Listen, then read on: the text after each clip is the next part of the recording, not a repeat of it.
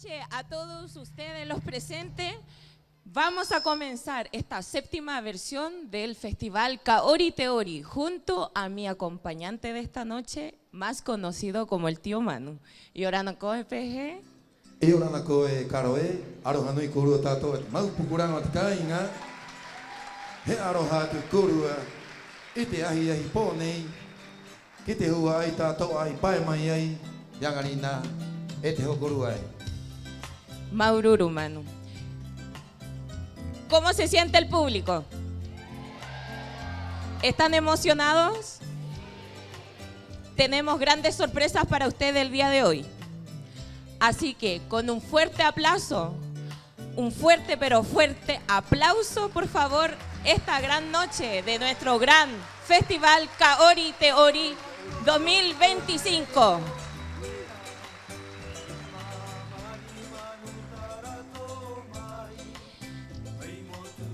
Prepárense para emocionarse, aplaudir y sobre todo sentir el mana de la danza. La danza tiene un sinfín de colores, elementos y más gratificante cuando se hace todo con amor, justamente para demostrarlo y entregarlo arriba del escenario. Pejectu umana uemanue. Todo como na u, Hemahayatu Kuru Tato, Namahana Nei, Alina, Apo. Hetake tatu, hengaroa tatu, irote hakari, hei taringa, ite ono nei hakari mai aroto, ite ori, ite hakatere inga hei hakari. Peira, he mahi ati mukuru tatoa, te ono nei hakari mai e peira te tahi ori, i tu mai haho. Mo tatou tatoa e ui atuena. Peira tau kumanau e karo. Neje te manau.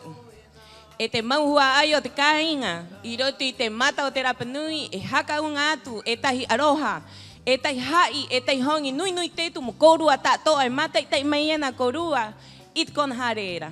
Oira e te mau pukuranga o te kainga, rotu puai mai korua, ha mata tatou, ngongoro nui tetu nei o Kaori Teori. Matu, amu tatou. I roto nei he te kia korua, te pūai o te harehapi, o te nuku, o te aito, i wa ai, mai tōna iti ngā, i roto i te kōpū, i roto i te inanga o tōna matua, te ori inga. Peira, he maururu ki te ngā harehapi tātou aina ki te nuku, ka tuu mai ana rindam, haka te kia i te raua pūai, te raua hanga, e te raua monau, haka tere, que tātou tātoa e te rapanui e ki te ao tātoa. La primera presentación del día de hoy, en esta gran noche de este gran festival, es para Joseph Smith Rapu y Vaimiti Peña Teao, quienes fueron los grandes competidores de este año de la Tapati Rapanui, quienes ganaron el primer lugar del tango Rapa Nui. Rotu wai mai korua ki te ngā i o nei ararua, haka ke ora aua, kia Joseph Smith Rapu i kia Vaimiti Peña Teao, kora aua te aito o te Tapati Rapa Nui nei, piti tautini, piti hauru māpai. Agari nā ra aua he oho mai, teki mai ki rungi te ahu, haka te kia mai i te nehe. I te hanga, te pūwei, o te ori nei, tū mai ei, mai haho, mai Argentina, tū mai ei, ke roto tātou, he to'o mai e kua anua, e kua akoro, e haka makenu, hei haka tere ni o tātou. He angi maua. Un estilo que nace en los años 40, inspirado en el tango argentino, pero enriquecido por nuestras propias costumbres y sensibilidad. Un gran aplauso, con mucho entusiasmo, a estos grandes artistas jóvenes de aquí de Rapanui, de la etnia Rapanui, a Vaimiti y Joseph. Rotu pui kuru, ngā i o nei ararua, haho mai korua, ko te nehe oia korua e ho. Nā, o korua te koro nei.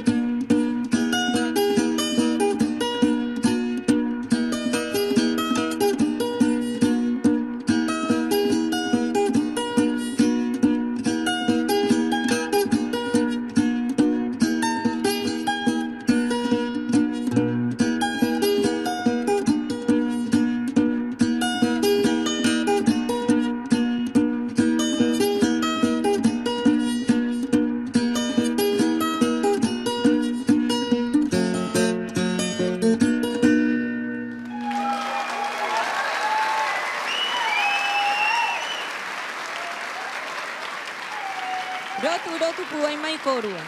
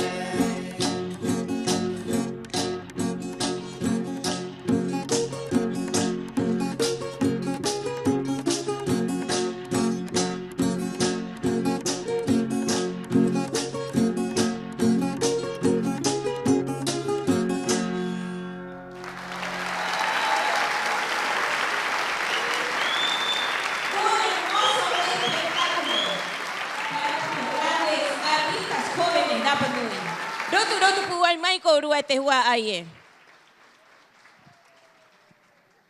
Kati aki mai korua. Kati aki mai mo vai atu te korua mahia. I he mahi atu te... I te tuuraa.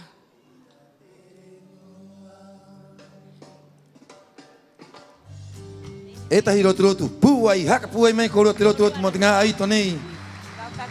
O tātou. Henua. Tātou tangata.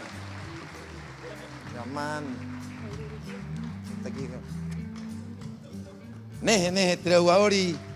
Kamau te puai. Kamau te puai o te tango.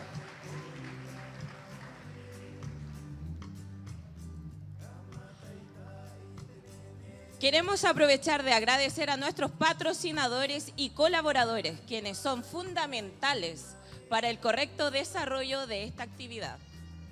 Agradecemos el apoyo de la Municipalidad de Isla de Pascua, Delegación Presidencial de Rapa Nui y Carabineros de Chile.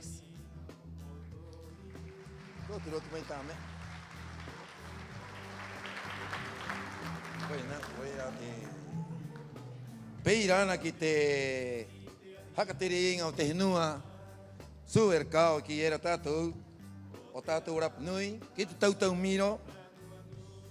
Koe hakau. Ki te hare tāwana. Ki te hare tāwana, kuia te matua o tātou nei, e hakateri nei. Mora wa tātou i te ngā, nehe o te ngā whetiware nei pēnei. Peira e karoe. He angi mau a tāwananga. E peira a ki te Opitara Hangaroa, Hospital Hangaroa, Seguridad Pública y Feria Hakapiritaoa, que hoy, esta noche los tenemos aquí afuera. E peira ana hoi te Seguridad Pública, i roto pai tōku ngā repa hoa e reanga mañana. Muto i Rapa Nui. 24/7, y orana, deben estar allá afuera nuestros compañeros, aroja nui korua, na korua hakarango mañana. Muto i hare tawana, haaki mai koe, muto i hoi, muto i o te rangi, muto i moha pau i o tātou tātoa i te noho ingai nei. Mauru. Recordarles, por favor, sobre el tema de la basura, no tratar de ensuciar nuestro espacio, ya que es una casa prestada y tenemos que poner un poquito con la mano en el corazón sobre el tema de la basura. El reciclaje es importante y primordial aquí en Rapa Nui. Que no se les olvide. Karo, takoa, hanga maururu. Que te tangata era ana te hakatere, te oka, ite tiare, ite tumu. Nehe o te henua. Jardim Botânico, tau kiani. Rotu puai koro kira aua. Ai kau mai ko natura. Haka nehe ai tiare. Motu tatou. Pene. Y cómo no mencionar a nuestros colaboradores y dueños de casa. El equipo de la Corporación Municipal de Deporte y Recreación, quienes años a años siempre nos apoyan en el desarrollo de nuestros festivales. Un fuerte aplauso para ellos.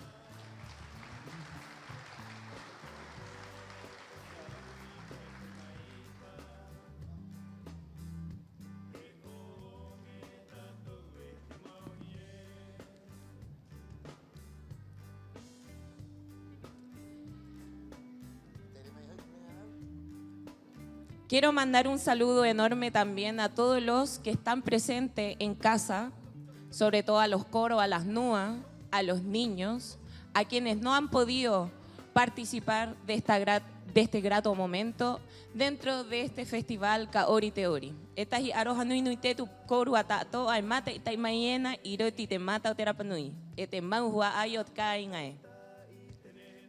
Pe ira. Nā oira maua no, tā ngā poki tai hanga muturu mai ki te makenu, nei? Mata i tai maiena roti te teata. Mauru uru he aroha atu kia anua, kia koro. Ki te tanga api, ki te ngā poki, noho i kona harera. Ngā nuheri roto i te opitara. Ngā nuheri roto i utaera i orongo. Ngā nuhera o hahoera, kia rā ua tātoa. Ana tuu atu te rongo nei, mata i tai riva kōrua. Ka hanga kōrua ki te me nei. Moaha. Riva kōrua, hai ori tātou e nei, hai ori tātou e ora nei. Y a continuación tenemos unos colaboradores afuera. Vamos a entregar 2 minutos para que estén en las pantallas.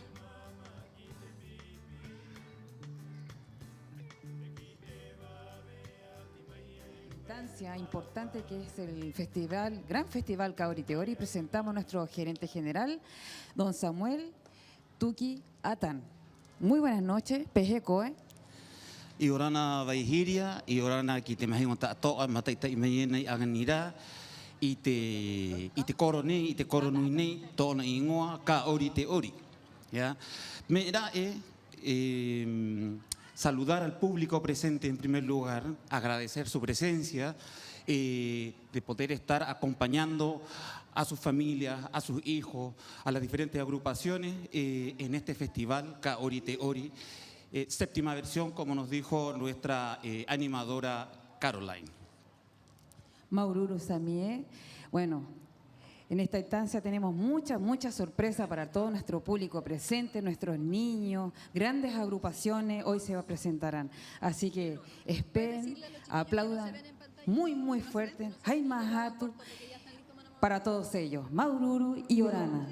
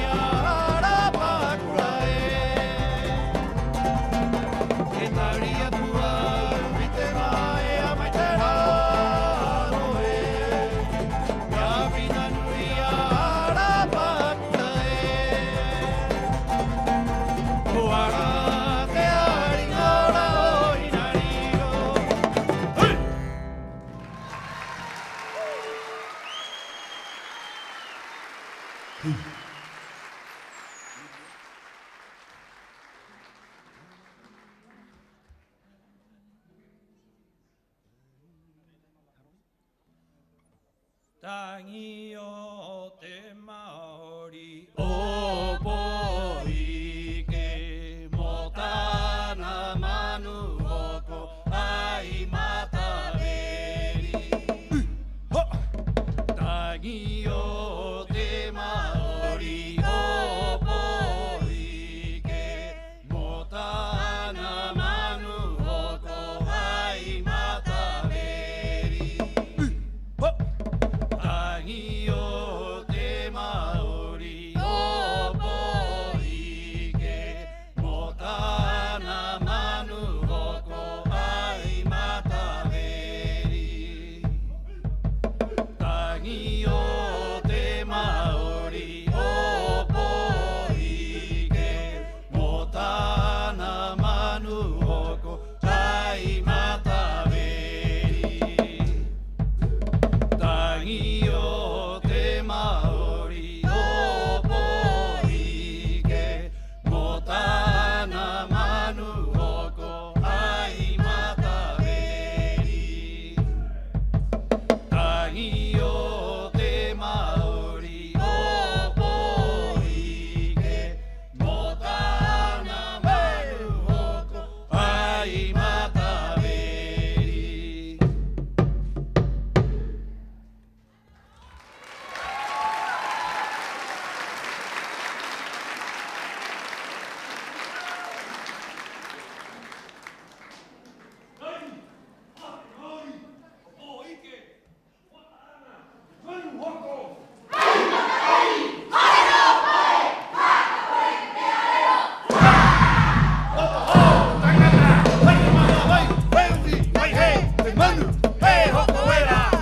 Waiana kai tangata, Givina pu, horero koe, haka poreku te areo, pa!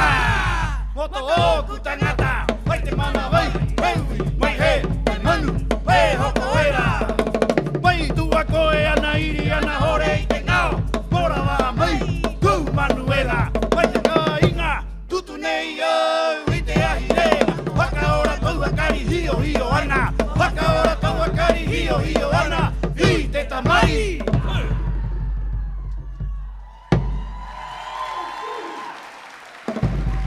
Aroha!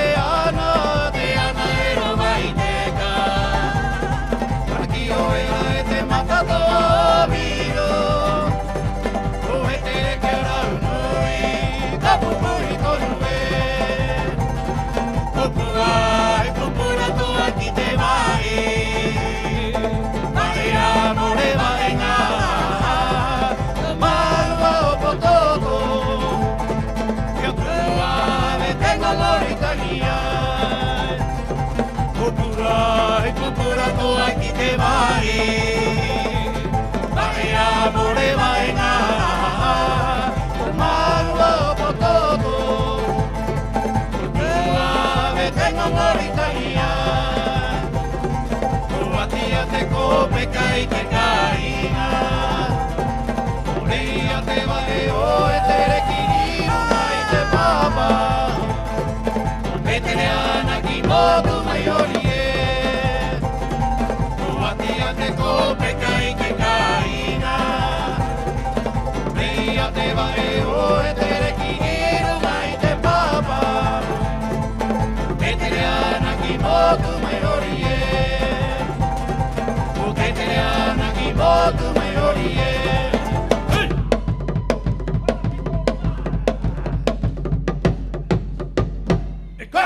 Kahuria te tau anei e Renga miti miti awai e Mai bala bala tuna, mai taki taki tuna Mai takaune tuna tangi Te ua o te tau a e ana maiko Nana ia maiko Tau rima oro pia rima toto e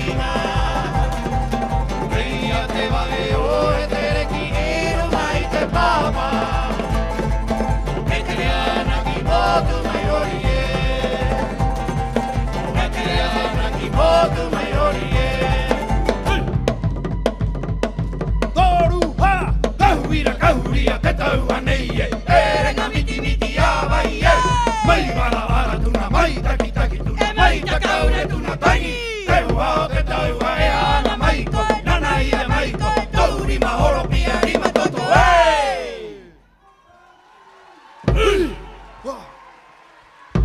Ha! Popo hanga!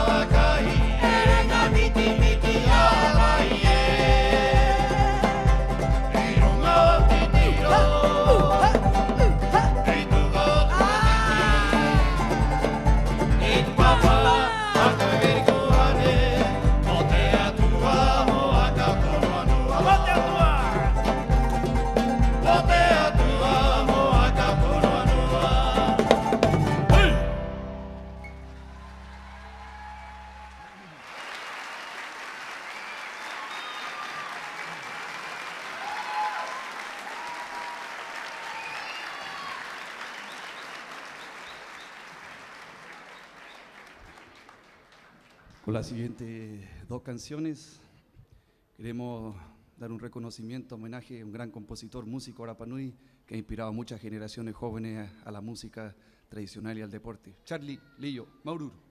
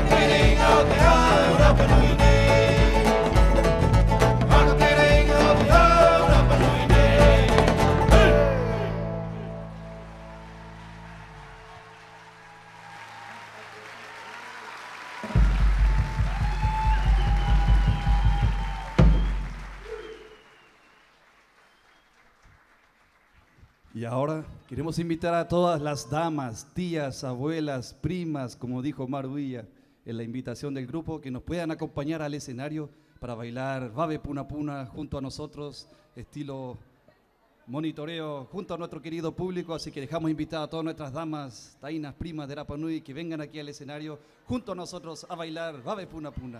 Pae mai cordua, kiteori.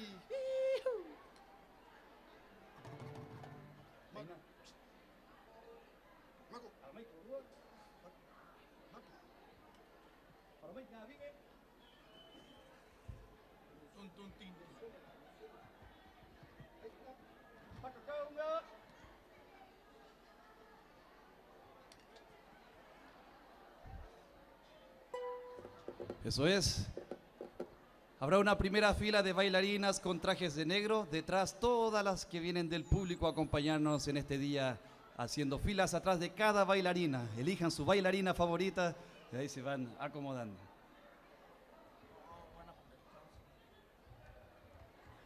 Areteque.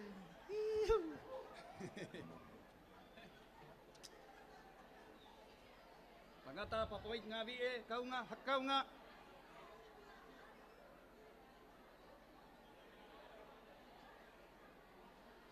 Ya estamos pronto a comenzar Babe Puna Puna junto a nuestro querido público, la canción más pedida.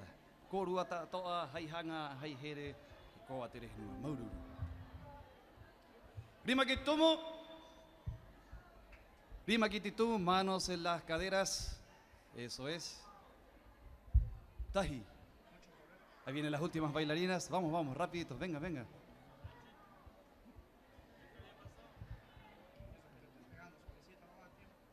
Taji, dua, turu, ha.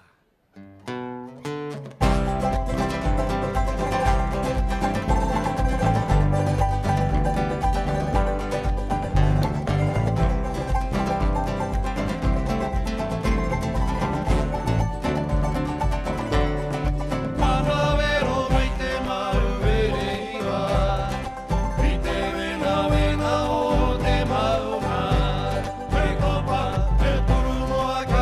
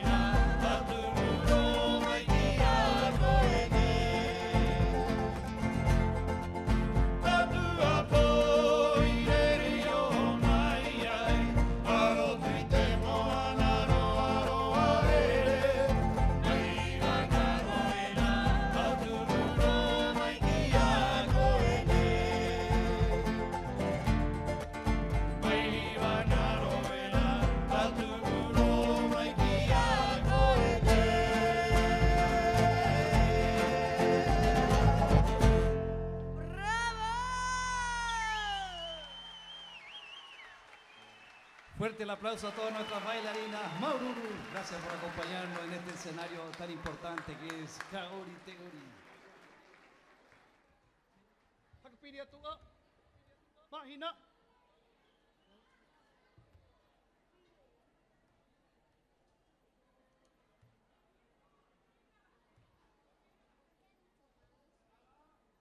Tapatie, Jorwe, Tukwe.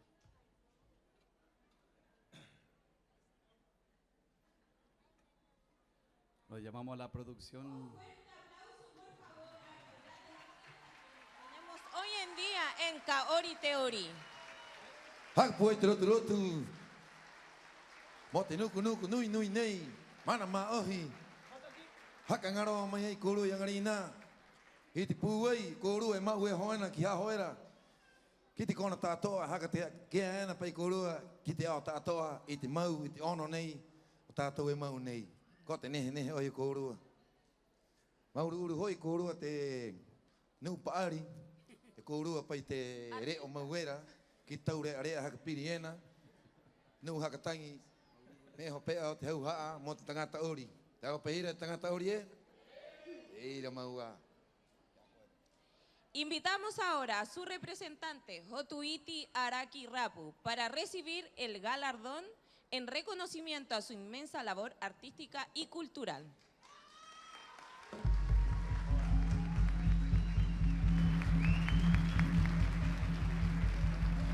Más fuerte el aplauso, merecedores.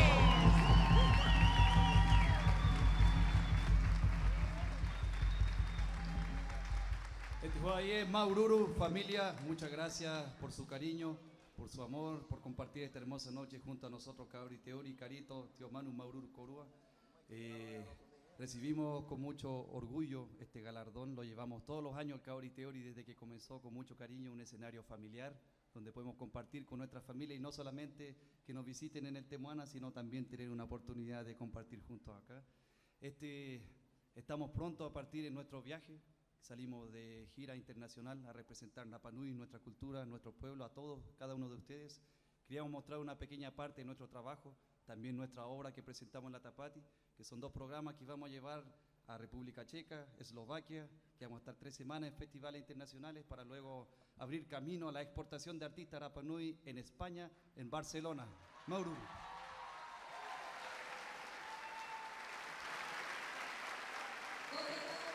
Eki mayena e hotu iti araki. E peira ai te hua aie, i euheno no ia tu kia koru ata atoa, mo pu amait koru arima, ki te nganu na a ori, nuna himene, o ne o te kainga ne ko Rapa Nui. Rotu rotu mai korua.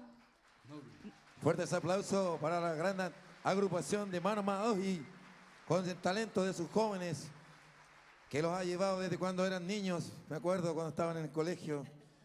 Ay, ay, ay, me hicieron sentir un gran emoción dentro de mí. Maururu Kouru Tatoa, Kamaut Puayena, Te Caroteado, Hokia Kaumai. Turu, ha, oh,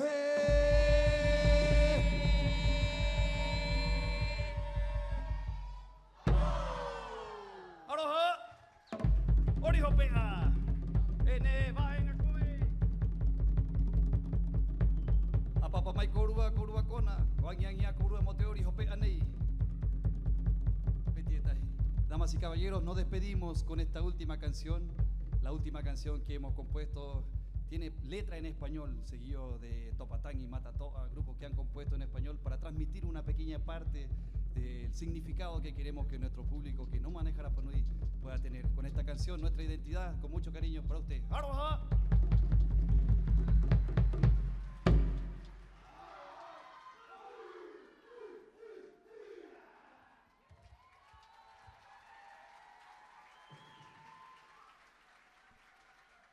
Por último, antes de retirarnos, un agradecimiento de corazón a la corporación, la administración del SAMI, con mucho cariño, que fueron, bueno, la institución que nos abrió las puertas y nos apoyó en este viaje.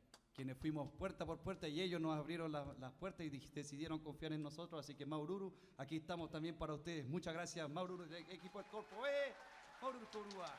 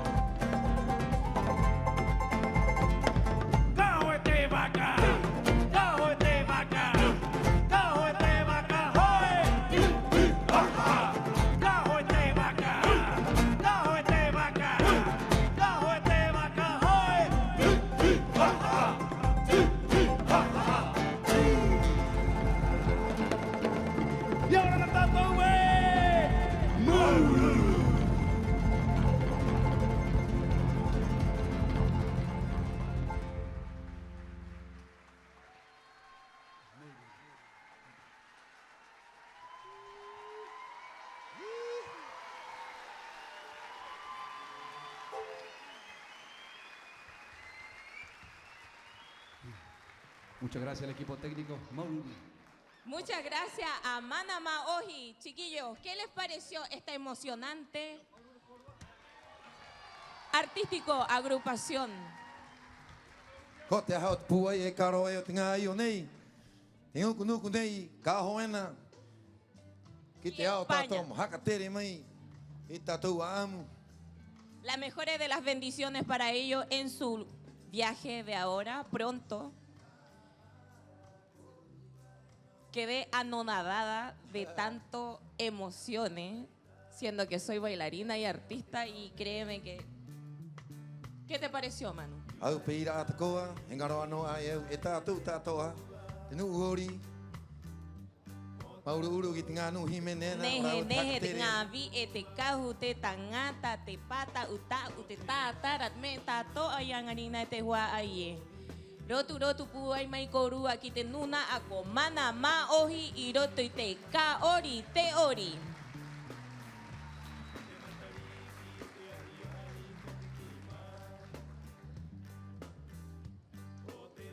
7 años de entrega, enseñanza y alegría define a esta academia que ha formado niños y jóvenes y adultos en la danza y el amor por nuestra cultura.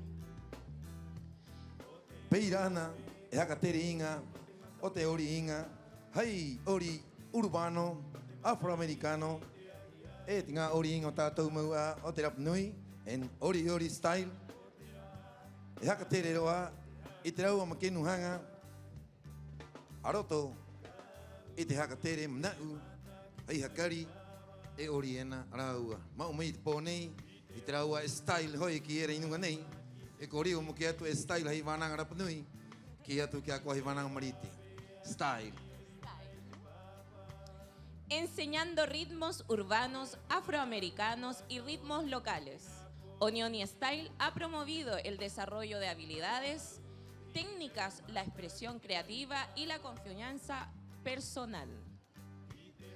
Hoy los más pequeños de Onioni Style nos compartirán su energía y entusiasmo con una muestra de danza polinésica que promete robarnos el corazón. Recibámoslos con un aplauso bien fuerte. Peira hoi e karoe, e o ngātu te rongo, ke a pisi mau o te waikawa, ana nake ko tāna ngā taure area, i roto a tāku ngā poki, i ori oho mai ei mai tū tapati raroera, e haka atua, moangari nā, mataitai riwa kōrua, he makenu hanga o haha e tū mai ena, he aru e tātou taure area, haka tere i roti tātou. Yangi mauata vānanga e manue, mo are area mo koko a tātou ngā poki o te kāinga. O ira e te hua ai e, nā te ngā poki he uru mai, mo haka te ke atu i te raua, nehe o te anga i muri ya pisi mau. Haere mai, koho mai koro ngā poki e, papa mai ana.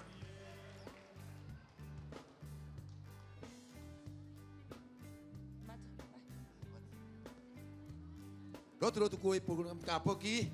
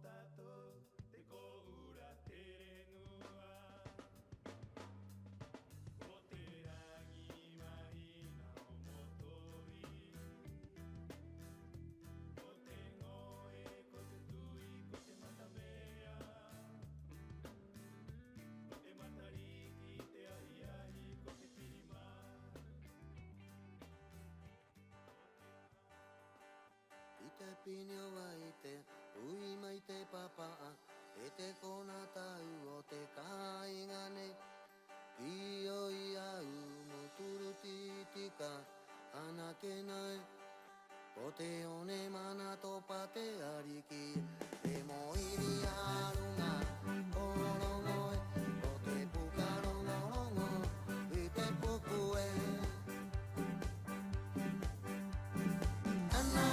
koe ki te rewa, te rewa, mai runga koe anau, koi te tau.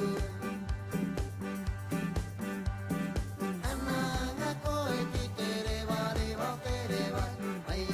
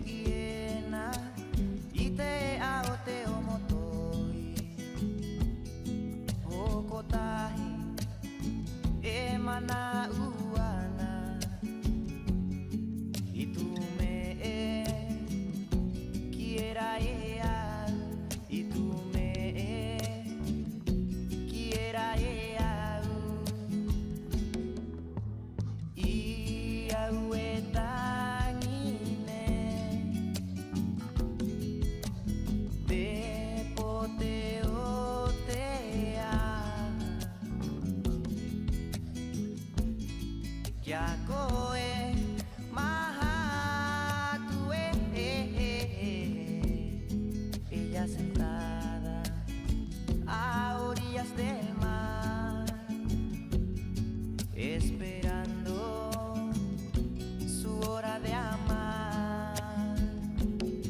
Tanto tiempo de dolor y de amor que no consigue poder olvidar, que no consigue poder olvidar. Y agüetan ine de poteotea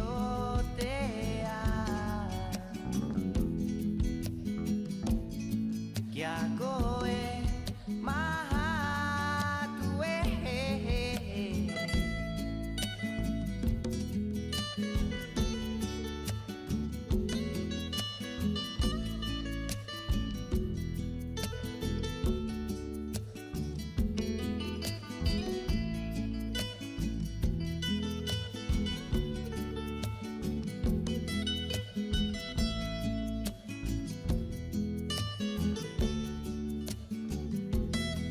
Enojoena atetahatai eugiena ite aote omotoi. Tanto tiempo de dolor y de amor que no consigue poder olvidar, que no consigue poder olvidar. Y agüetan ine de poteotea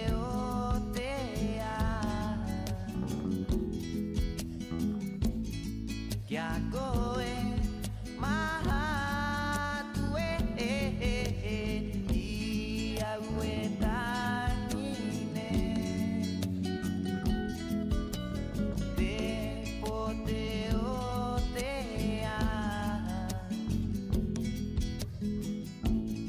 que acoe mahatue. Y agüetan ine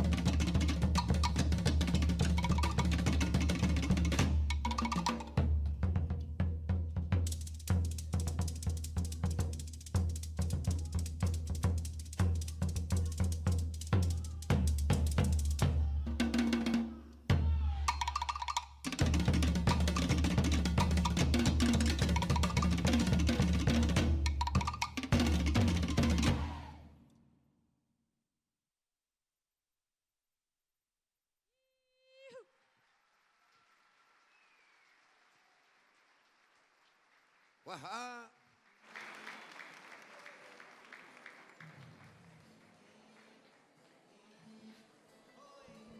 Kau tahu kau nenek dengan poki style. Oni Oni Style, Porinetia o te tato nga poki o pisimau o te vaicaba. ¿Qué les pareció, comunidad, esta magnífica representación del tamuré, el toere, aquí en nuestro escenario de Coro Paina Cori? Peira hoye karoe kau tahu kau nenek dengan poki. Mai tiriki hanga. Hanga i moori mahaka tekea. Itipu ai. O te Oni Oni Style o pisi maururu pisi.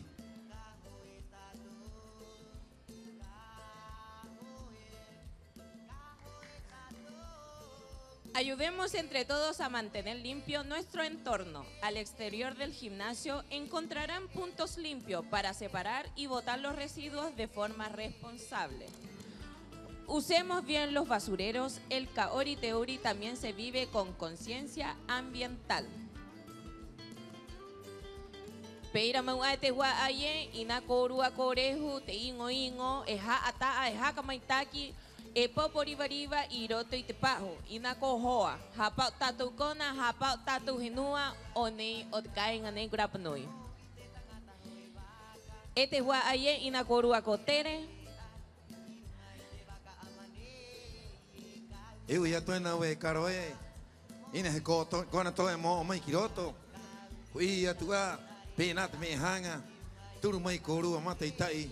Ita tu mahana nehe kwa garina apo. Teori kaori teori.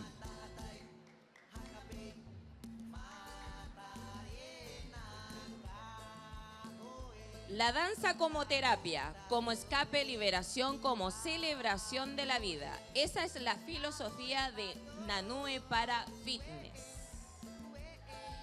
En este espacio, la danza se convierte en una herramienta de transformación, de conexión con el ser y de liberación emocional. Hoy nos regalan una presentación que es un verdadero viaje a través del movimiento. Invitamos a nuestro escenario a Eu ngā tu te rongo, ki te hare hapi ni nuku, e hapi mai ena, i te ori, ko Nanue para Fitness. Rotu poi korua, hamu.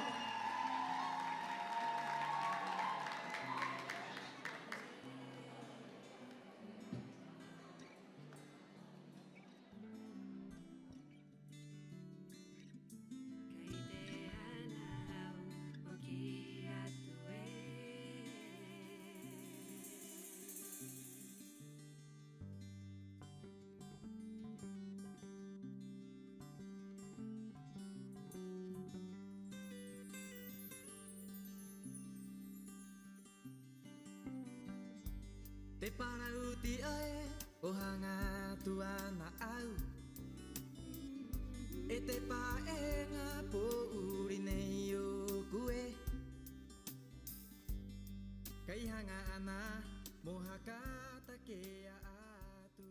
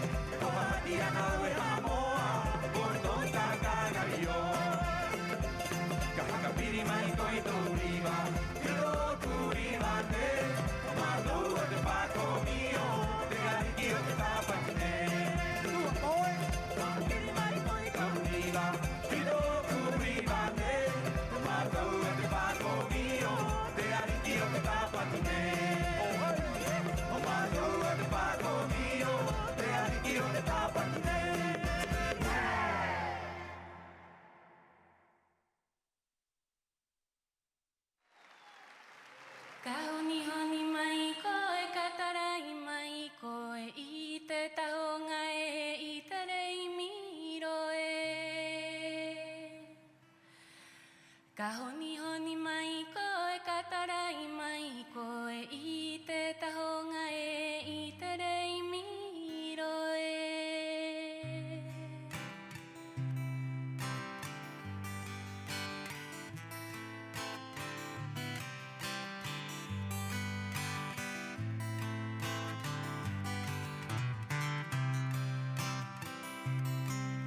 He koro kai a mai koe kau I te rā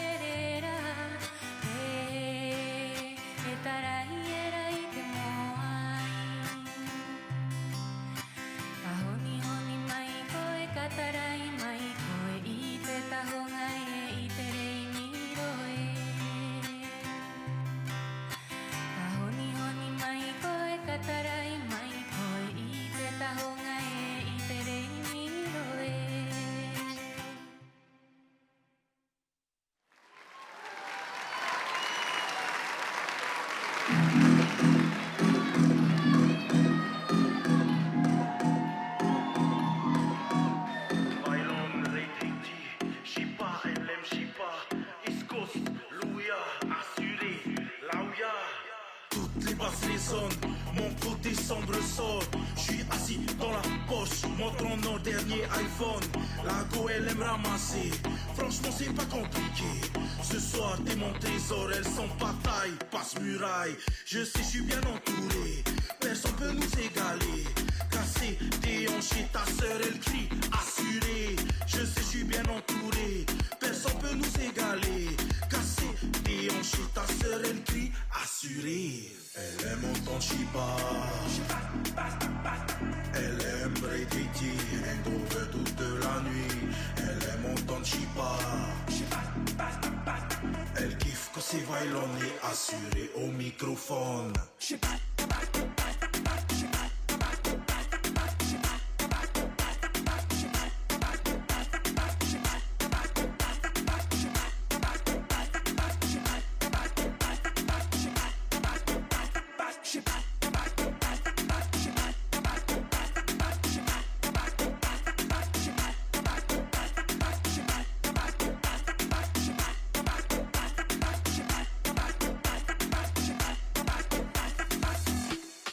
Ce soir, divinement et triché.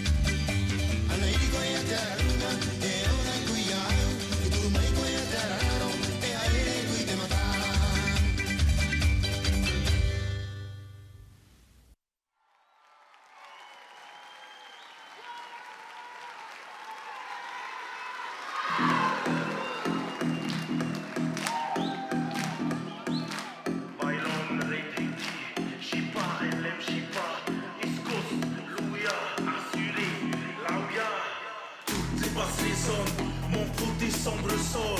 Je suis assis dans la poche, montrant nos derniers iPhone. La go elle aime ramasser.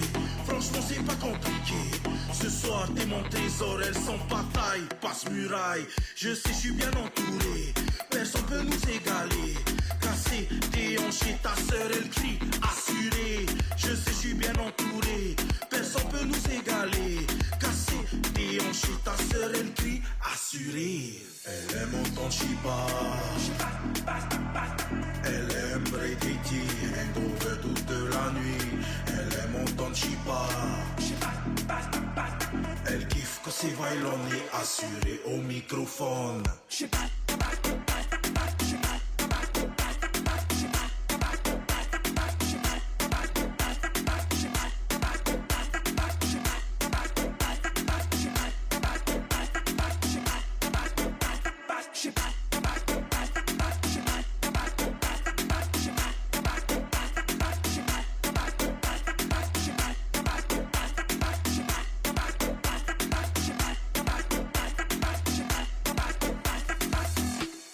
Ce soir, divinement et DJ.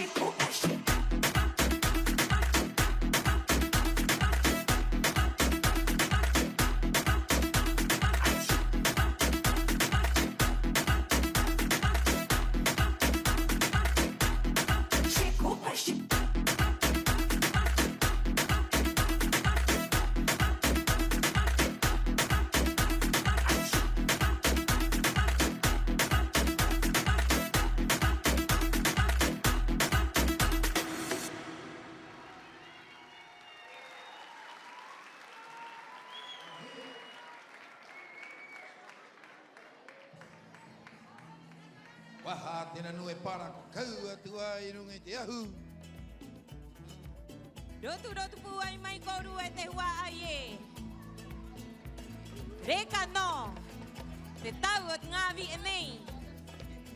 Haka mata i te atu koru a tatoa i te ori o nanu e para.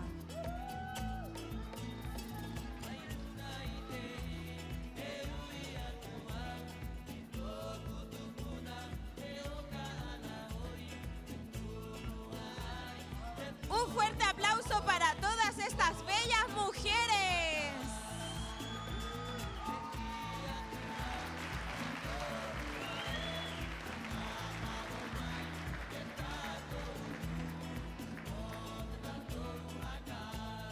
Maravilloso, sensacional, fantástico. Tuvimos el agrado de tener a este grupo académico Nanue Para. Y en este minuto llamamos al escenario a Romina Araki, directora de Nanue Para. Un fuerte aplauso. Rotu puai koroa ki te puoko hakatere o te ori nei. I mau mai ia i te rahi o te ngā vi e nei. Nehe nehe. Kau a te Nanue Para o ki a tueni runga i te ahu. Mauru uru ki a koe.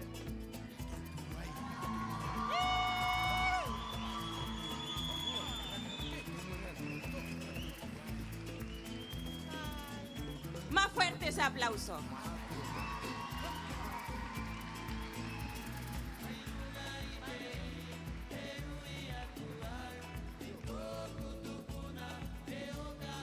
Y esta vez, los jóvenes y adultos de Oni Oni Style vienen con una propuesta renovada, con fuerza, pasión y creatividad.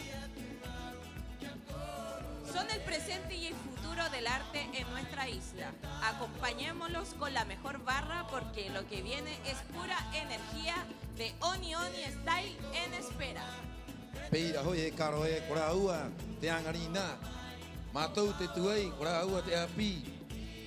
Mā pōka hoena e mau maiena.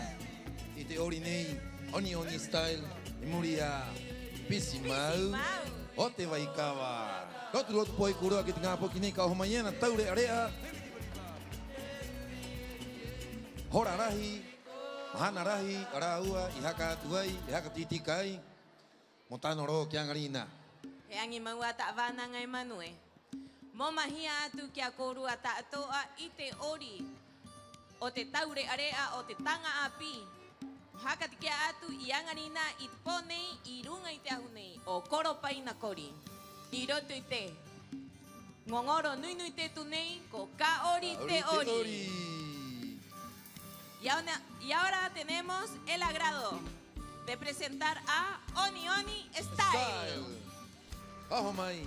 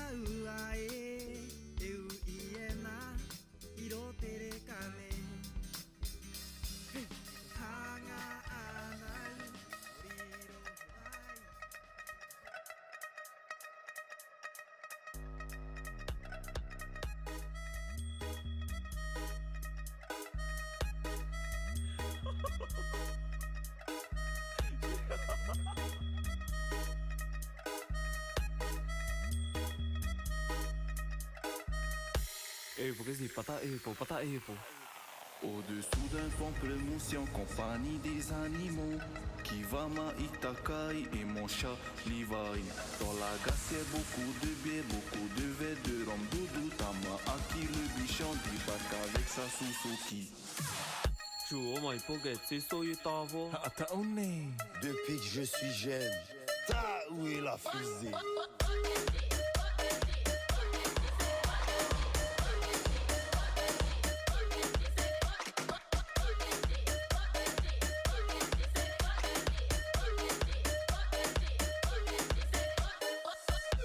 Hey, vas-y, montre-moi comment tu dors.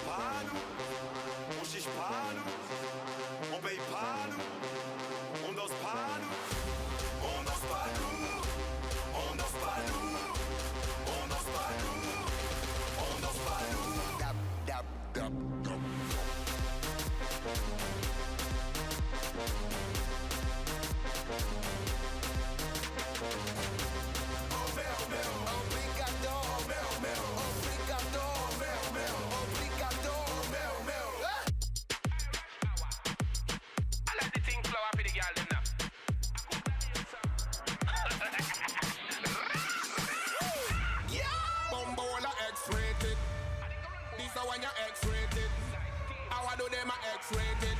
I feel the girl them me sing say, me no want a boring girl na me bed. Girl must know say me a wicked na the bed. Me no want a boring girl na me bed. All of me girl them a know say me no play no. Bring a 12 a load of girl a know say we no play no. Team rush hour every hour we a work them. Bring a 12 a load of girl a know say we no play no. Team rush hour every hour we a work them. Girl come back with yeah. Flame sun fire she a back with yeah. Smoke young clear she a addict yeah. Don't need water to stop it yeah. Up inna your belly, make me put inna your Up inna your belly, make me put inna your girl them. Up inna your belly, make me put inna your throat. Up inna your belly, make me put inna your throat. Up inna your belly, make me pop inna your girl. Up inna your belly, make me pop inna your girl them. I saw me sing tight. Up inna your girl them.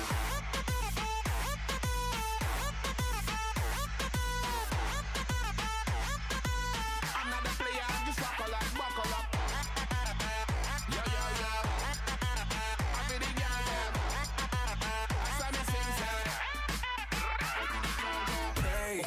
Barashi, Kambarachi, Godarachi. I'm the honor of my god, 진짜 만나 보아 make it right, 좀 조져 clear.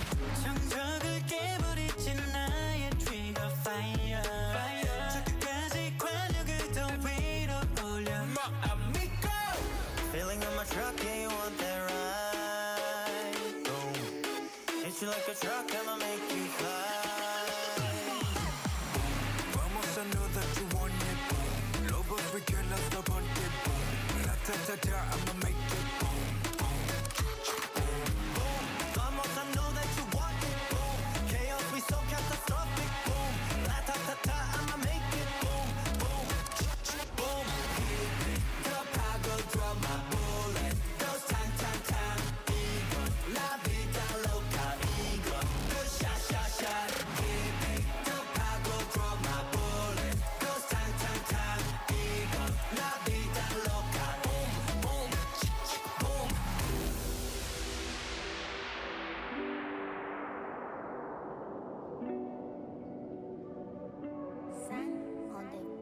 Bebecita, dime ahora. Nosotros nos escapamos, solamente dime si te acomoda.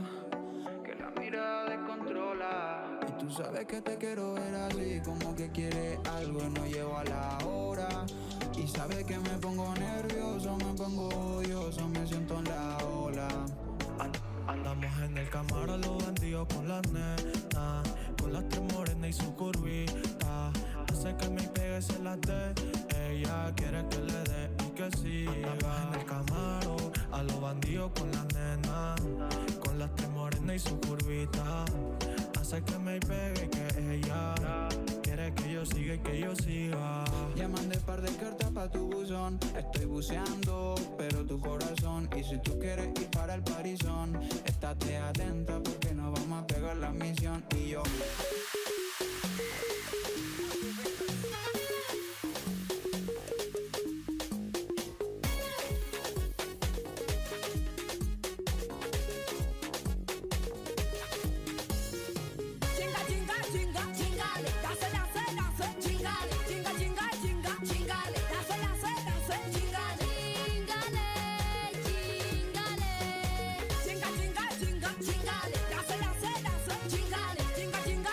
Chingale,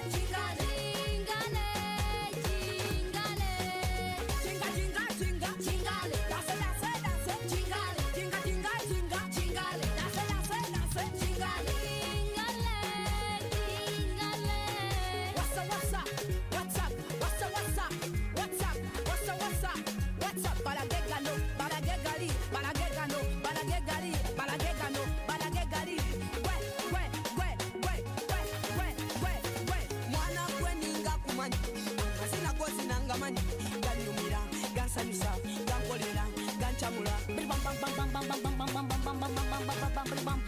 Hurcha, hurcha, bili bam bam bam bam. Hurcha, hurcha, bili bam bam bam bam.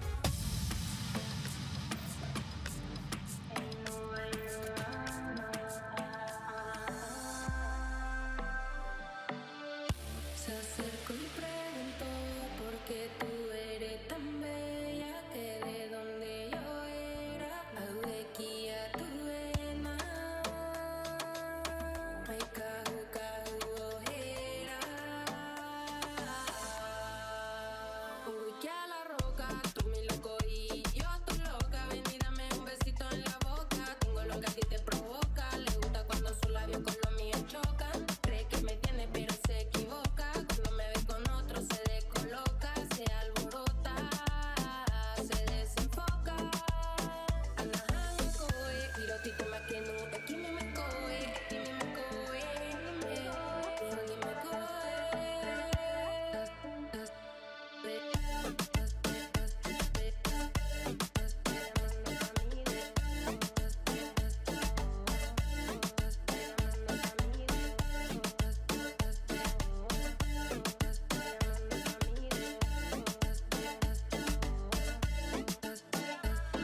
Dime si estás puesta pa' mí y nos vamos de vacaciones. Tú eres la causa de todo, por eso escribo canciones. Y en las malas ocasiones, contigo hay conexiones. Tú y yo solo amores, prendiendo y fumando noblones. Ahora anda conmigo y no sola, le di mi corona. Cuando éramos chicos ella me regaló el cora. Cuando nos besamos ella se me vino toda. Tengo los recuerdos cuando nos quedamos solas. Contigo a sola, te viniste toda. Mirando la ola, conmigo señora. Dime si te puesta pa' mí y nos vamos de vacaciones. Tú eres la causa de todo, por eso escribo canciones. Y en las malas ocasiones, contigo hay conexiones. Tú y yo solo amores, prendiendo y fumando noblones. Salí al piriti para ver si te veía de nuevo. Y te encontré al fin, bailando, escuchando al topa. Yo te vi ahí, pensando de nuevo. Empecé a reír, pensando de nuevo que tú estás aquí. Ahora anda conmigo y no sola, le di mi corona. Cuando éramos chicos ella me regaló el cora. Cuando nos besamos ella se me vino toda. Tengo los recuerdos cuando nos quedamos solas. Contigo a sola, te viniste toda. Mirando la ola, conmigo señora. Dime si te puesta pa' mí y nos vamos de vacaciones. Tú eres la causa de todo, por eso escribo canciones. Y en las malas ocasiones, contigo hay conexiones. Tú y yo solo amores, prendiendo y fumando noblones.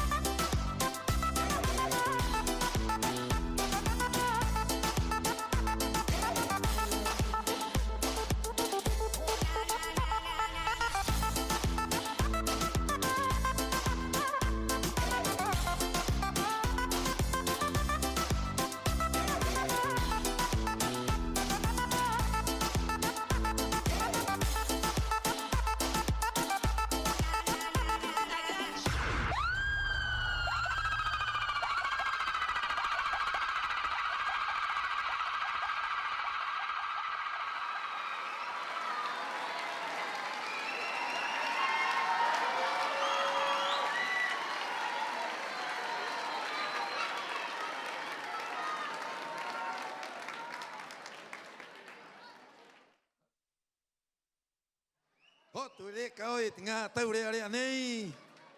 Ay neira tinga poki nei. Querido público, ¿qué les pareció Oni Oni Style? Yeah.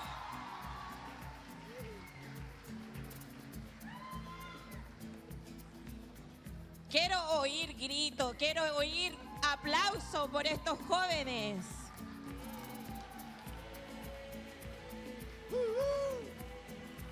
Koki kiwa.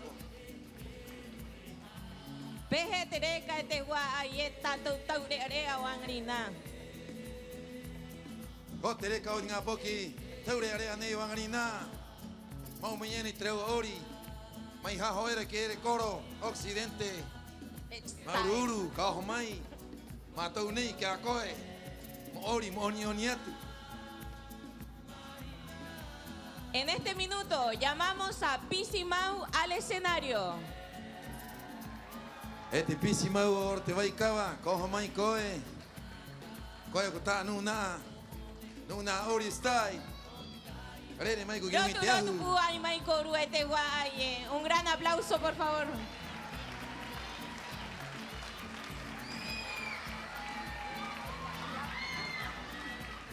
Pisi kahia matahiti koe iroto ite style. Evau Matahiti. Estimada comunidad, bueno, me presento, yo soy Pisi, soy director de la Academia Union Style. Mi academia se caracteriza porque es una academia multidisciplinaria. Nos gusta tanto nuestras danzas, tanto Rapa Nui como también nuestras culturas vecinas, por ejemplo, Ori Tahiti, y también diferentes estilos urbanos, afroamericanos.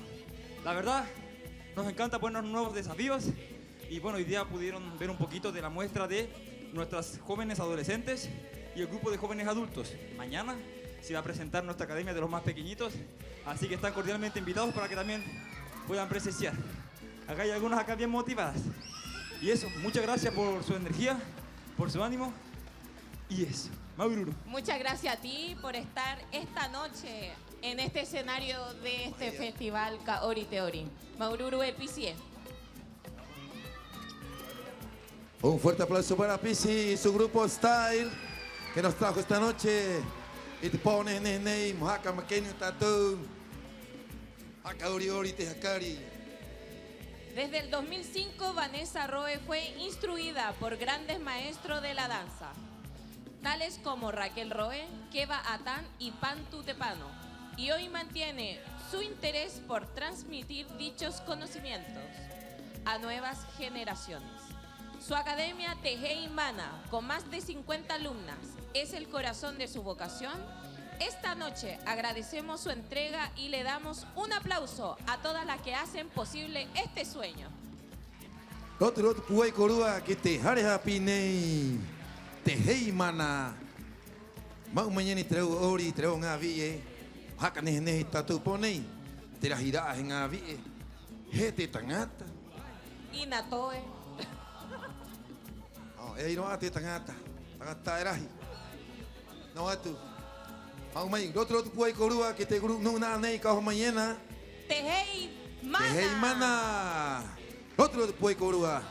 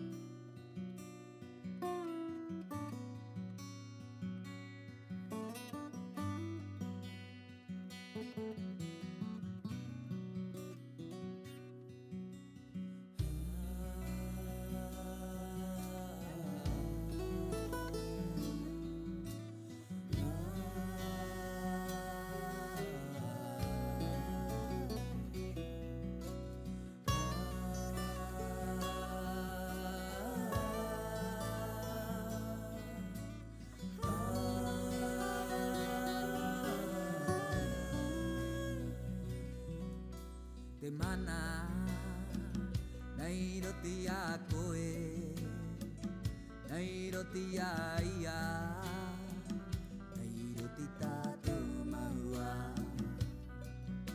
Te mana Nei roti a koe Nei roti a ia Nei roti tātou mahua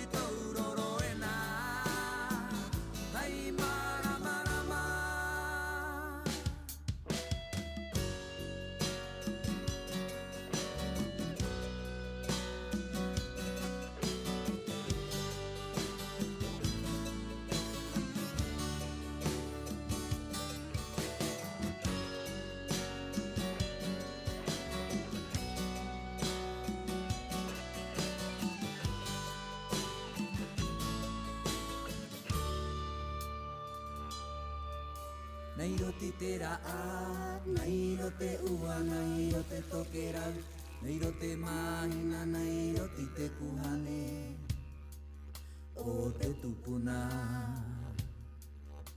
Nei roti te raa, nei rote ua, nei rote tokera, nei rote mahina, nei roti te kuhane, o te tupuna.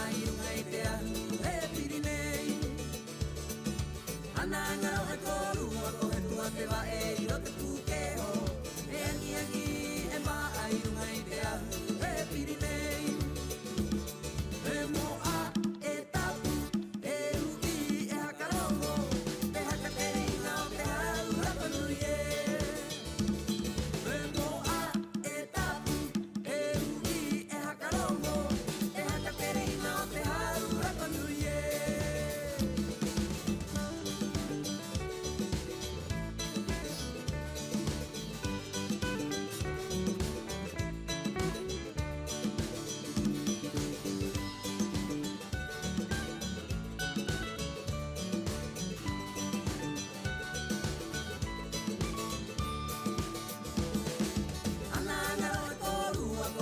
te va e iro te pukeho E angi angi e maa i runga i te ahu E Pirinei Ana ngaro e korua kohe tua te va e iro te pukeho E angi angi e maa i runga i te ahu E Pirinei E moa e tapu e uki e hakarongo E haka te reina o te hau Rapanui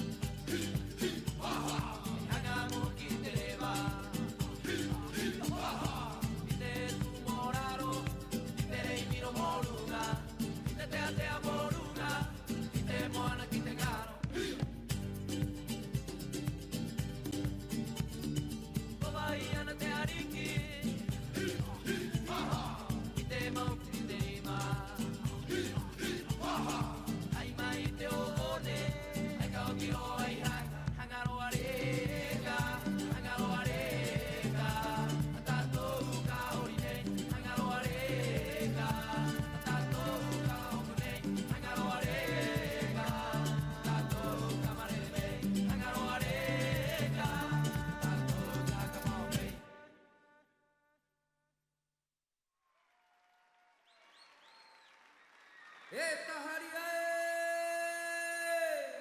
haka ero ero, te puo hiro.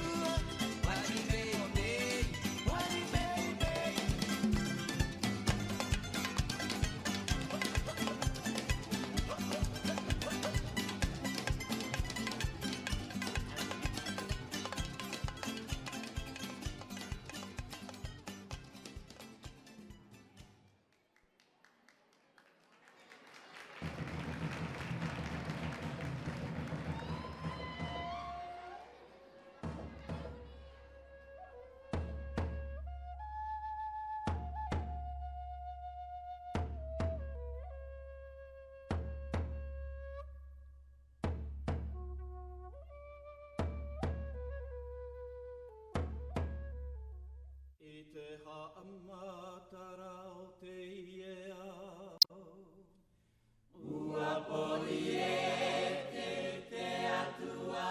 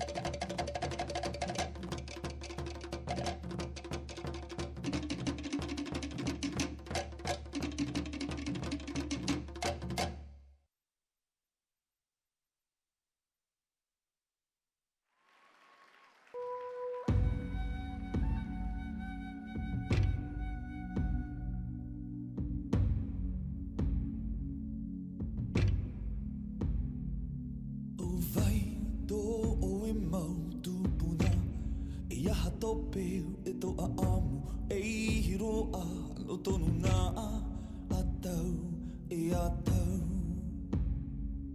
O vai te ai tonu i maui, te i tape ai te re au te rā, a tia i te whauwhaa. Ia vai, ia vai, vai te oto i te oa oa, ta mau mai a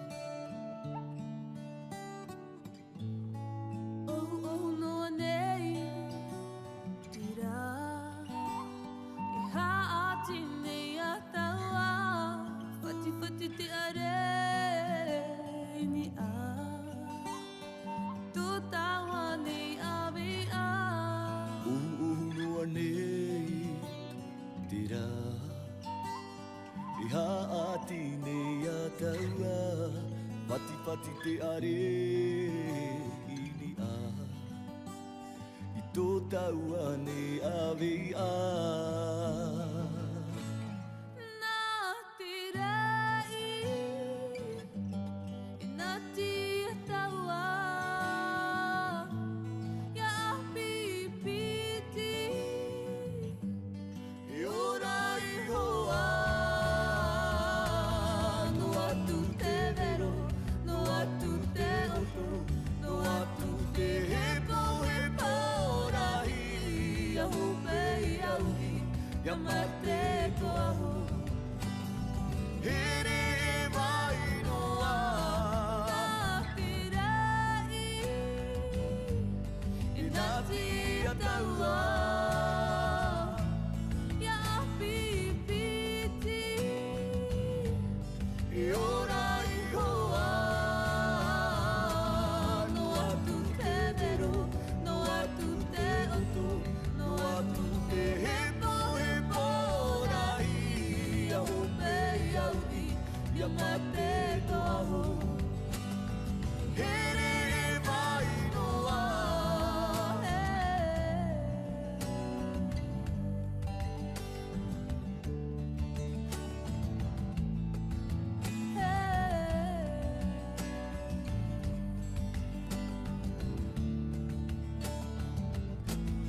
nā te rai,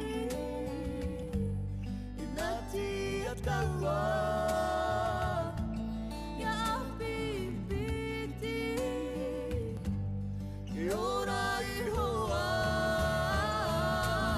no atu te vero, no atu te oto, no atu te hepo hepo rahi, ia hope ia uhi, ia mate toaho. Here vai noa, nā te rai, te rai, ia pipiti, pipiti, no atu te vero, no atu te oto, no atu te hepo hepo rahi, ia hope ia uhi, ia mate toaho. Here vai noa,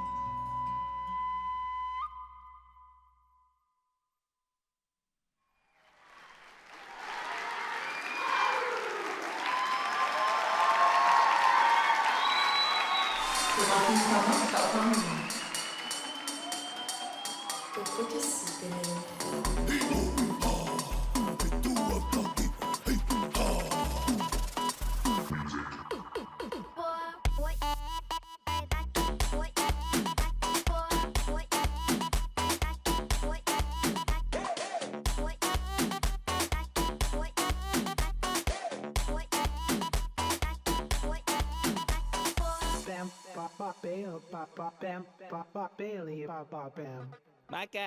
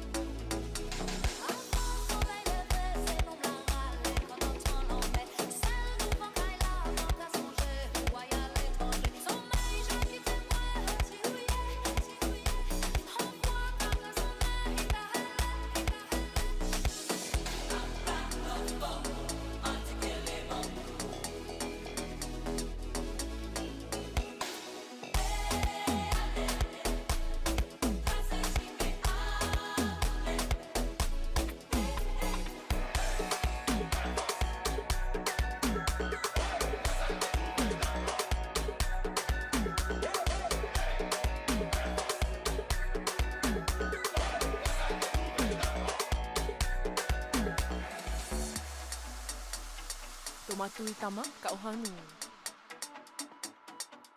Upo que sí tenéis.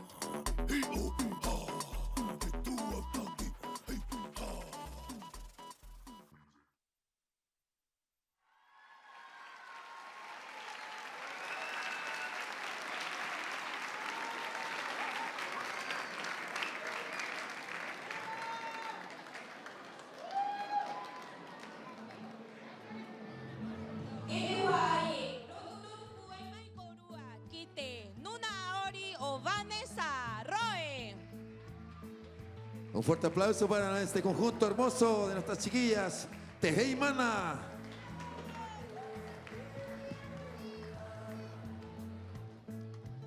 Kote tau, kote neje neje, kote reka ite nuna aori, Kobane Sarroe Teheimana.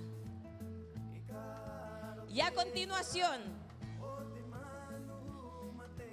tenemos el agrado de invitar a Vanessa Roe al escenario de Kaori Teori.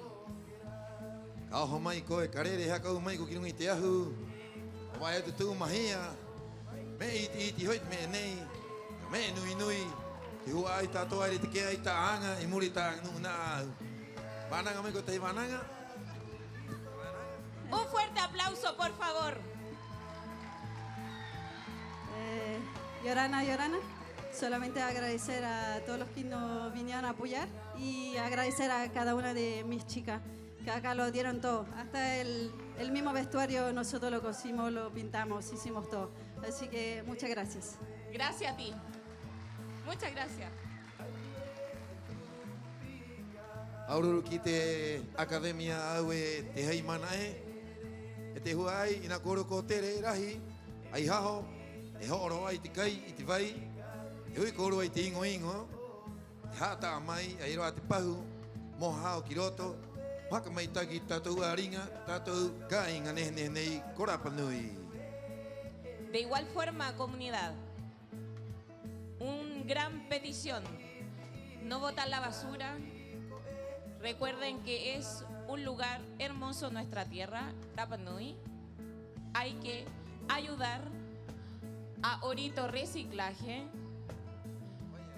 y Vaya Ori. A continuación tendremos la innovadora presentación de la academia dirigida por Natalia Silva, la escuela Mejerío, cuyo grupo denominado Faraonas se ha dedicado principalmente al ejercicio de la danza árabe tradicional.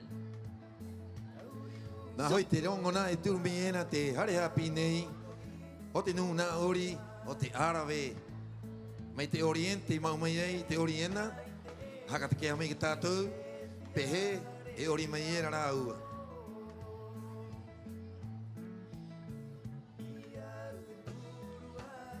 Y a continuación, le dejamos en el escenario a Mehe Dio. Un fuerte aplauso, por favor. Rote rote poe kurua. Ki te hare hapi nei. Meherio.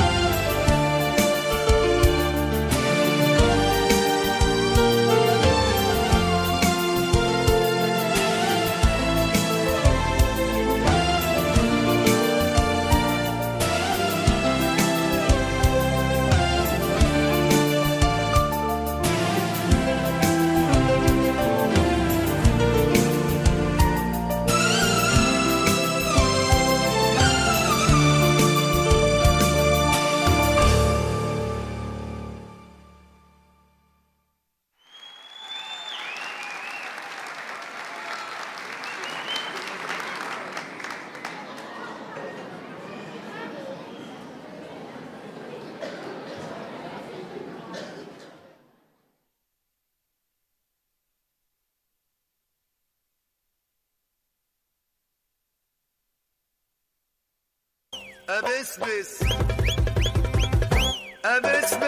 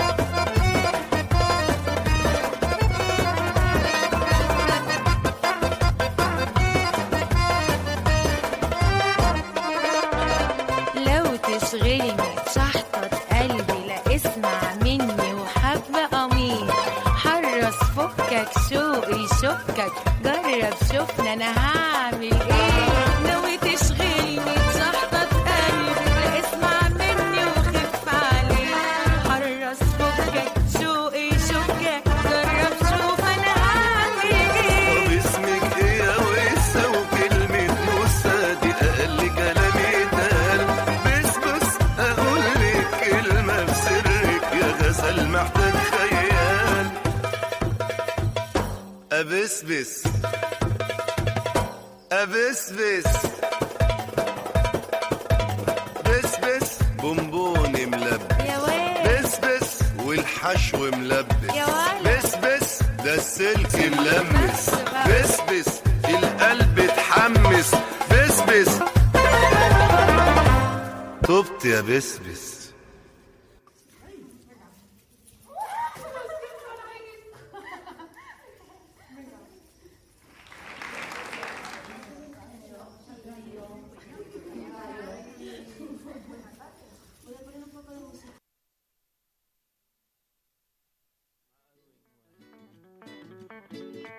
Orinei árabe, Epeiraana egipcio. Roturotpua y Maikorua. Un aplauso bien fuerte para estas hermosuras traída de Egipto con este hermoso baile árabe.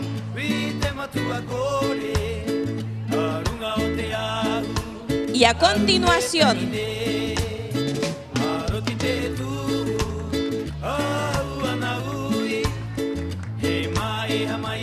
voy a llamar a una integrante de esta academia Mejerío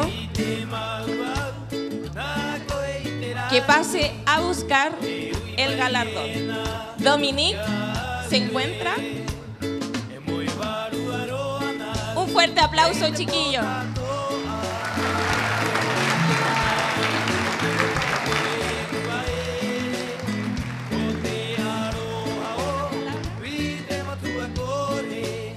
Bueno, muchas gracias a todos los presentes por estar acá, apoyar esta actividad y sobre todo invitar a todas las personas de la comunidad, a las mujeres que asistan a los talleres de la COMDIR, que es un espacio muy seguro, un espacio para compartir entre mujeres y apoyarnos.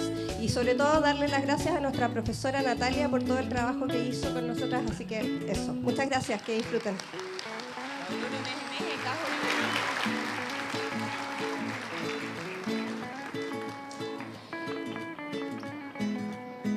Nacida en el año 2022, la última agrupación de esta noche tiene una misión clara: conservar nuestras raíces y proyectarlas a través de las nuevas generaciones. Esta agrupación recopila y revive cantos, riu, ute y danzas tradicionales. Hoy nos invitan a un viaje ancestral cargado de historia y emoción. Recibamos a Hakaara Tupuna.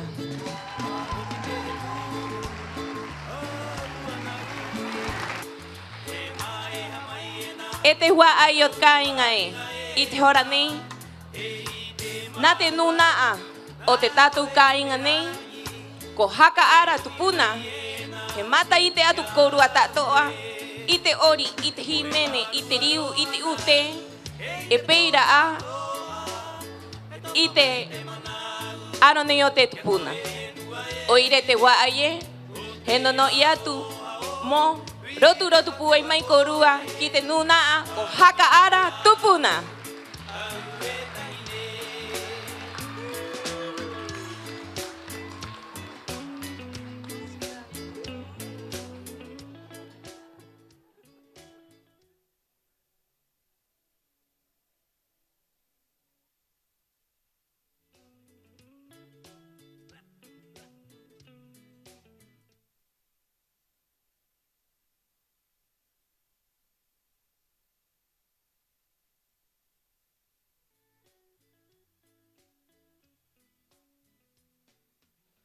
Recordarles, por favor, la basura y tratar de beneficiar y ayudar a nuestro Hakapiritaoa que se encuentra en este minuto afuera vendiendo sus comidas, algunas artesanías para poder juntar dinero y poder proyectarse nuestros jóvenes en viaje a futuro. ¿Cómo lo están pasando? Pensé que estaban durmiendo.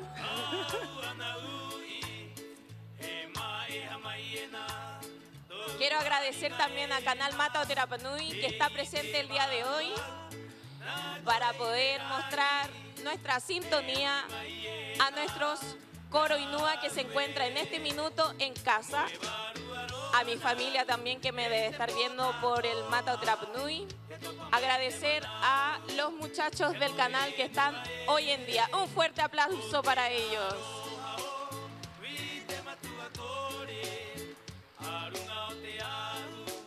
De igual forma, agradecer a Jare Peutupuna Tongariki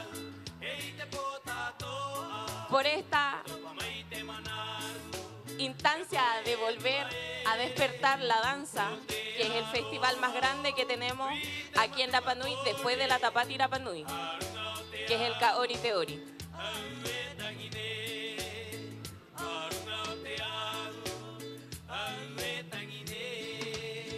Ete mauma ohie maururuatu kite nuna a tangata anga iroti te haretavana o te baja ne o te mata o te rapnui y maumayai y angarina mohaka tike atu aroti te baja ne o te mata o te rapnui mo te tatu wa ay nos mayera it con harera e peira ana maururuatu que akoru ata otoa o te paita mai y angarina it pone mo mata ita mai y te nuna aori o angarina. Rotu rotu puai mai korua.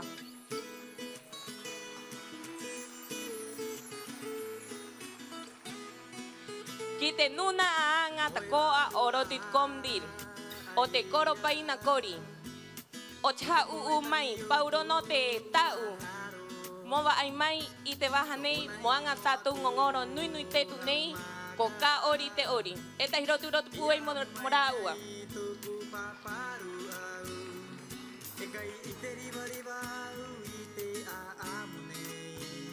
Ite horanei, nuna a, himene, nuna aori, o haka ara, tupuna.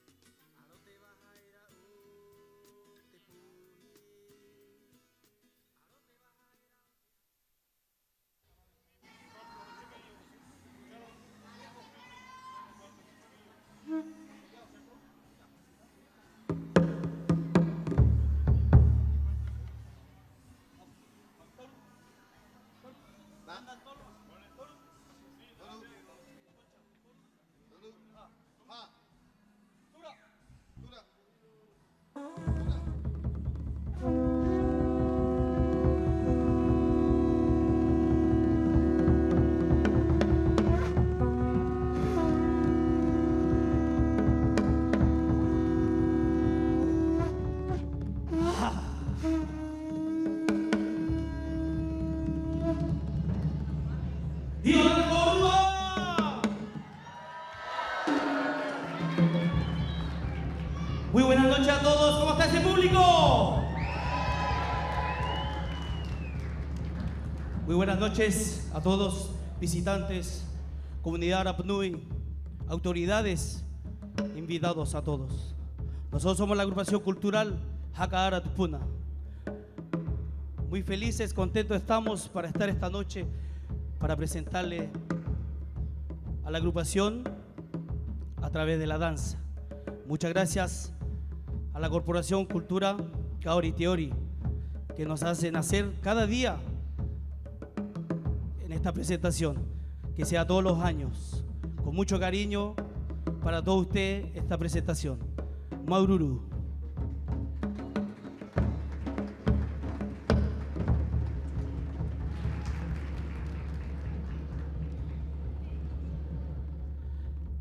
Anakai Tangata, temática de este año, Kaori Teori. Es una caverna situada en la costa de sur de Rapa Nui, donde cuenta la leyenda que en ese lugar competidores se preparaban físicamente, espiritualmente, para poder ser elegidos por sus líderes, así poder participar en la gran competencia del hombre pájaro, realizado en Oro. La competencia consistía en nadar desde un punto de la caverna hasta el acantilado, subir y capturar un pájaro y gritar de ese lugar que he atrapado a aquel pájaro. Anakai Tangata, itita uera tiu puna, iha amata hea ikui, iro te mata tato, ina tapu haka oi toraua. E aí te piri o te mata toa tato. Iro te kororupa te hari haka taka. E a amuera, e ha ito era, ite aito o te raua mata. Ha ito o te aito, kau he oho. Mai mua o Anakai Tangata, ka tuuro ki te opata. Hiri hiri te opata, ki te manu mo aru mai. E mau he oho, he vai ki te rima o te mata toa. Te raua mata, moriro, aia, pahe tangata manu!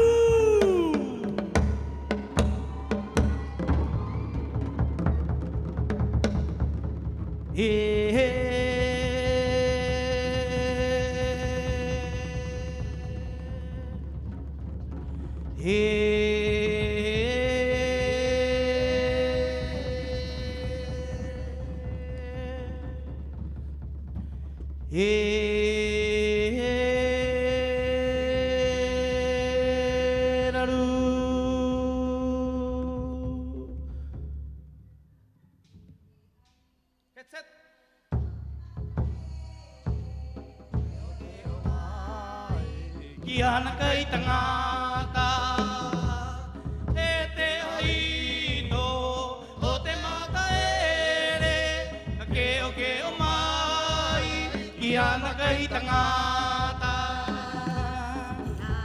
No atu, tau haka kere, moriro koe, e tangata manu.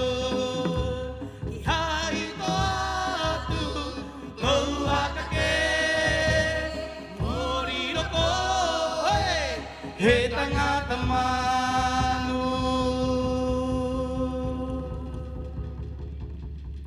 Pauro te tai, e mariera te tanga api, i te aati, hiri hiri te opata. Ko pere ra e morova i te manu, he riro he tangata manu.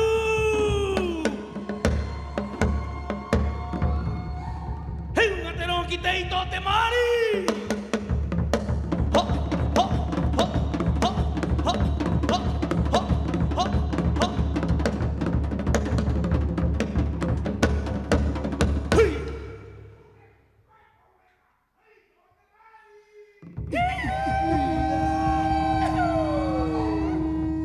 He unga te ronki te ito te hiri hiri o pata. Ho, ho, ho, ho, ho.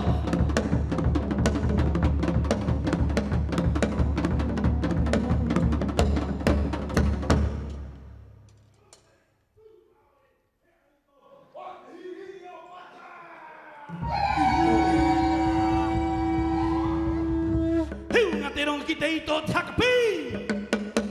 Hey, boy, happy.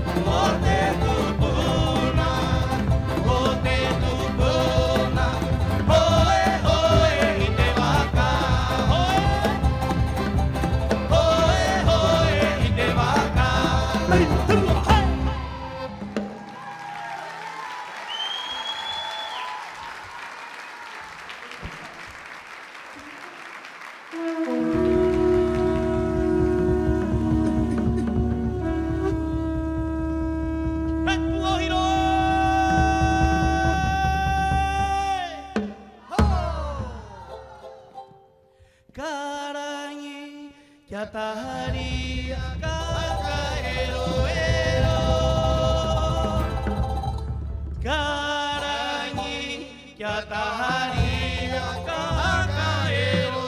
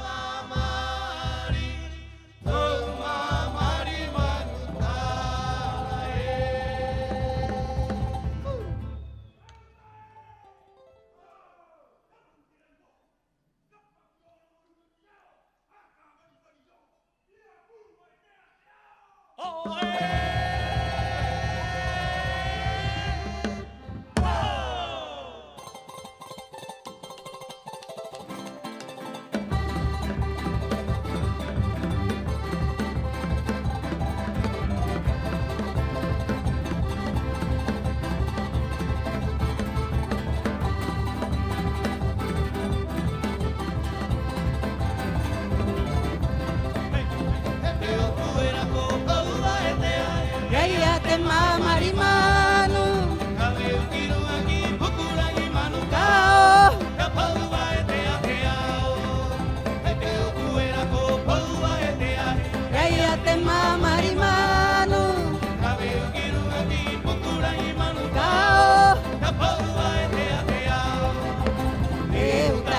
kabaru te puoko.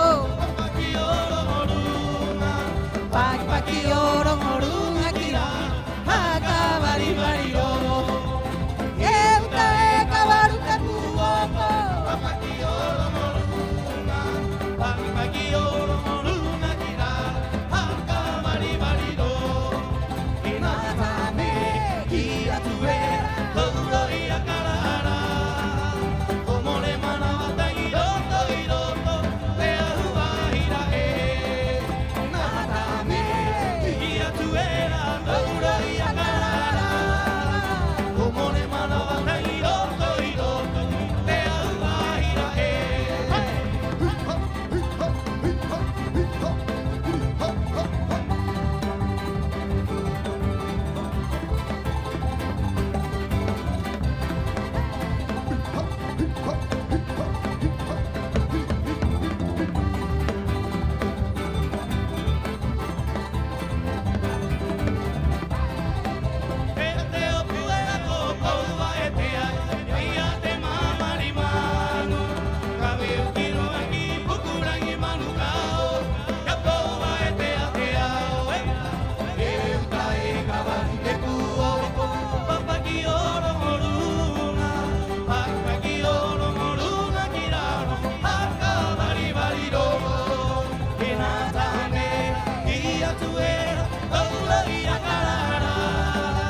Como le manabata iroto iroto, le ahua ira e.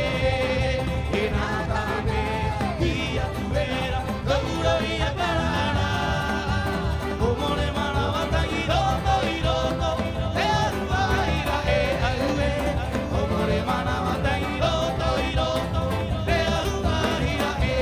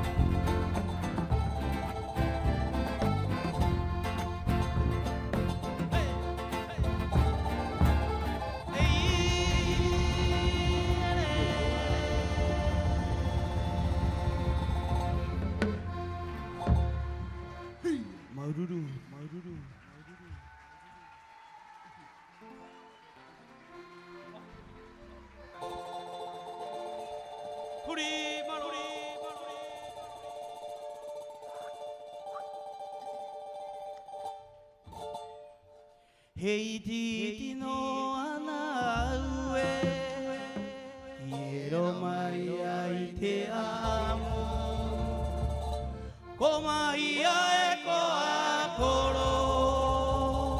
ヘイテモアイキテパラタネ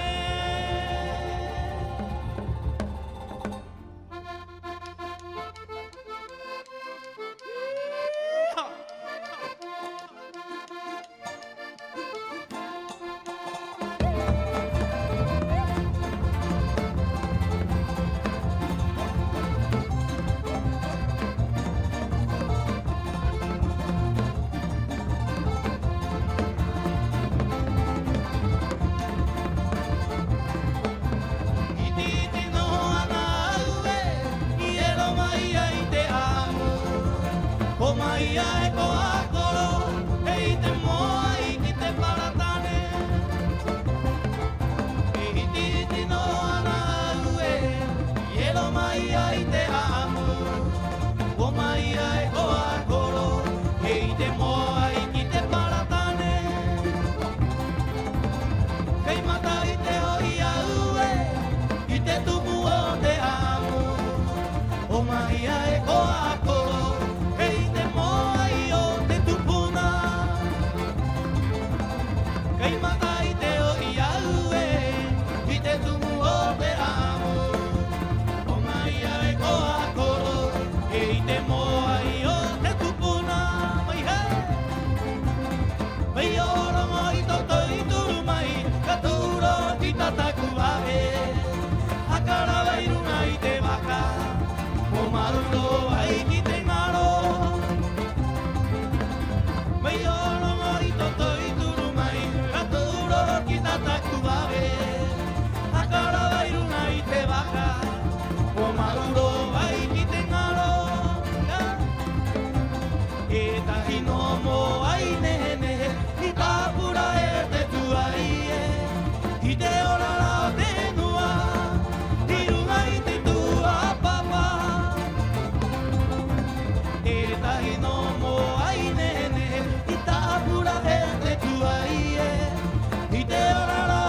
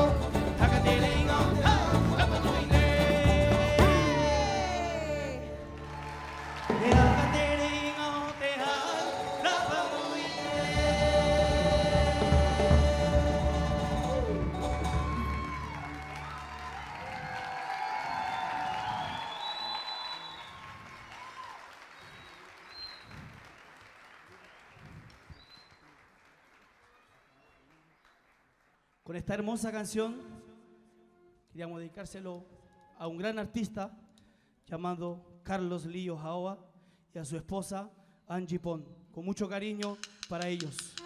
Ayman Hatu, Maururu Charlie Jiménez, Mahia Mike Tato, Maururu.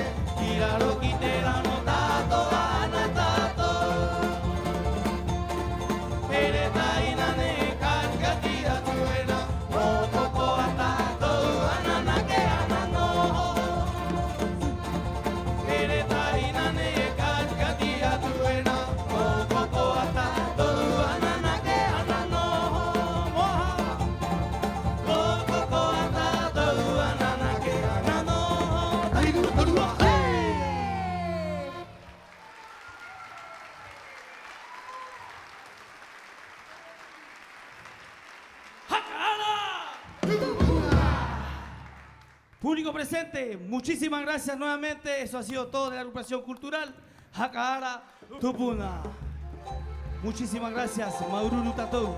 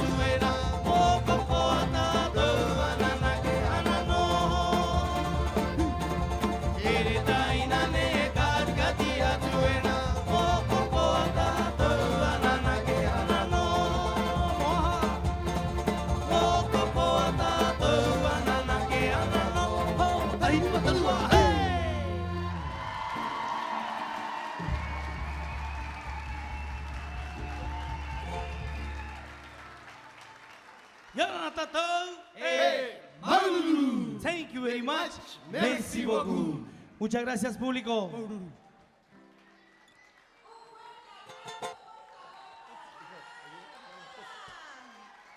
Rotu puai mai korua ki te hakara nei, mau atu ena i te reo, i te ori, te hakatainginga, maururu korua e ngā hoa e, te reka maua, e pei rā ki korua tātou, e te mau mahingo, i turu mai ai agani nā, mata i tai tātou mu hakarongo, e mongaroa, i te mau, o te ono, o te ori, o te ori, ka tere te tere, ka tere te tere. Llamamos a su representante para recibir el galardón por este tremendo trabajo de preservación y difusión cultural. Gracias por mantener viva la memoria de nuestro pueblo. Hakaara Tupuna! Heo ngā tu te rongo ki a koe, te puoko haka tere rie, ki a Richard, Richard ki Dua, a Tavita, Niloroko! ana naki korua, e mau e hoa toena i te anga nei. Turu mai koe, ki rungi te ahi umawa ai atu te mahia iti iti nei, Heo te mahatu, pea o te nui nui, maau, ana naki koe ko te nuna, hakaara tupuna. Nehe nehe te anga e te taina e. Kuaha a te tau te reka. Pohe riwari au mori te hora ni rota ko junto. Ino he kupo toe, ekta he kupo toe. Rotu rotu mai kouru e te hua ai e. Y así cerramos esta primera jornada de Kaori Te Ori, con el corazón lleno de gratitud y de emoción. Gracias a cada artista, a cada agrupación y por supuesto a ustedes, nuestro querido público, por acompañarnos con tanto entusiasmo. Piri haka urota tau a po, hora hitu o te ahi ahi. Piri haka u mo, hakarong haka u te tahi, hare hapi te tahi nuku nuku, te tahi aito, ka turu mai ana po, haka te kei te reua, ono tu pune hakare mai ai. He ori, te ori. Nos vemos mañana con más danza, más cultura y más Kaori Te Ori.